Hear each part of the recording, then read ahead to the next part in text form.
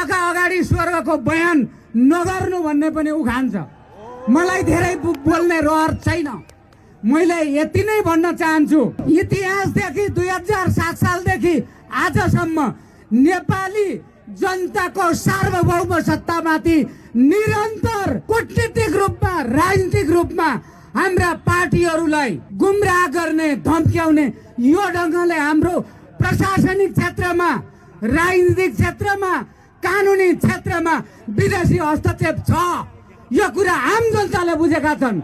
यो नचिर्दासम्म, यो नभत्काउँदासम्म नेपाली जनताले ठुलै त्याग गर्नुपर्छ भने पनि त्यो त्याग गर्न तयार नहुँदासम्म नेपाली भन्न पाइएला, नेपाल राष्ट्र बन्न पाइएला, तर राष्ट्रिय स्वतन्त्रता र सार्वभौम सत्ता अहिले पनि स्वतन्त्र छैन।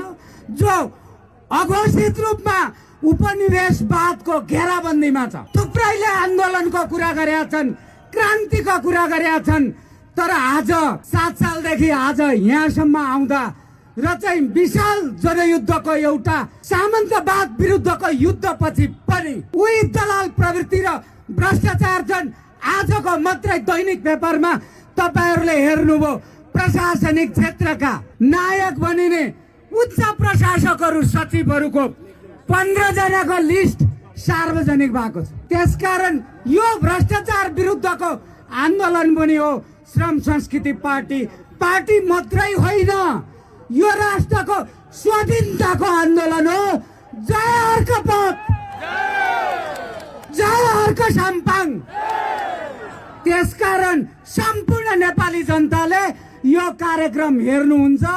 अब आउने दिनमा नेपाल राष्ट्रलाई बोक्ने, नेपाली धरतीलाई बोक्ने, माटोलाई बोकेर यो एउटा राष्ट्रिय मुक्ति आन्दोलन पनि हो।